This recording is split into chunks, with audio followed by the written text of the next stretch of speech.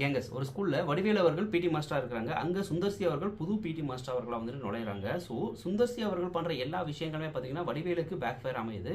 ஆனால் சுந்தர்சி அவர்கள் உண்மையிலே யார், அவர் ஏன் இந்த ஸ்கூலுக்கு வரணும் அப்படிங்கிற மாதிரி ஒரு காமெடியாக வந்துட்டு ஸ்டார்ட் ஆகிற ஒரு படம். ஒரு மணி ஈஸ்ட், ஒரு த்ரில்லர், இந்த மாதிரி சில காமெடி போர்ஷன்ஸ் எல்லாமே கலந்து வந்திருக்கிற ஒரு ஜனரஞ்சகமான படம்.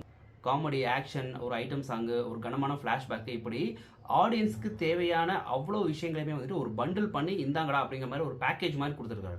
ஆனாலும் அது 100% நம்மளை சாட்டிஸ்ஃபைட் பண்ணியிருக்கா அப்படின்னு கேட்டிங்கன்னா ஒரு 70-30 அப்படின்னு நம்ம சொல்லலாம். படத்துடைய லென்த் பார்த்தீங்கன்னா 2.5 மணி நேரத்துக்கும் கீழே தான். ஏன்னா இந்த மாதிரி ஒரு காமெடி ஜானர் படங்களில் வந்துட்டு நம்ம லாஜிக் ஃபுல்ஸ் இந்த மாதிரி எதுவுமே எதிர்பார்க்க முடியாது. ஃபர்ஸ்ட் ஆஃப் காமெடி போர்ஷன் நம்மள வந்து என்னடா இது அப்படிங்கிற மாதிரி நம்மளை ஃபீல் பண்ண வச்சாலும் செகண்ட் ஆஃப் ஆஃப்டர் ஃப்ளாஷ்பேக் பார்த்தீங்கன்னா படம் ஜெட்டு வேகத்தில் இருக்குது. அந்த லாஸ்ட் ஒரு 30-40 மினிட்ஸ் காமெடி போர்ஷன்ஸ் அல்டிமேட்டுங்க. வடிவேலுமே பார்த்தீங்கன்னா ஃபர்ஸ்ட் ஒரு 10 மினிட்ஸ் நம்மளை சாட்டிஸ்ஃபைட் பண்ண கொஞ்சம் ட்ரை பண்ணுறாரு. பழைய வடிவேலு நம்மளை இன்னும் வரலையே அப்படிங்கிற மாதிரி ஒரு ஃபீல் ஆகுது. ஆனால் ஆஃப்டர் 10 மினிட்ஸ் பார்த்தீங்கன்னா அந்த படத்துக்குள்ளே அந்த ஸ்டோரிக்குள்ளே அவர் என்கேஜ் ஆனதுக்கப்புறம் கிடைக்கிற சீன்ஸில் எல்லாத்துலேயுமே வந்துட்டு அவர் ஸ்கோர் பண்ணுறாரு. இப்படிப்பட்ட வடிவேல் தான் மக்கள் வந்துட்டு திரையில் பார்த்து கொண்டாடணும்னு நினைக்கிறாங்க. எனக்கு தெரிஞ்சு இப்போ இருக்கிற இந்த 2K கிட்ஸு இப்போ இருக்கிற இந்த வெர்ஷன் ஆஃப் வடிவேலு வந்துட்டு ரொம்பவே லைக் பண்ணுவாங்கன்னு நினைக்கிறேன்.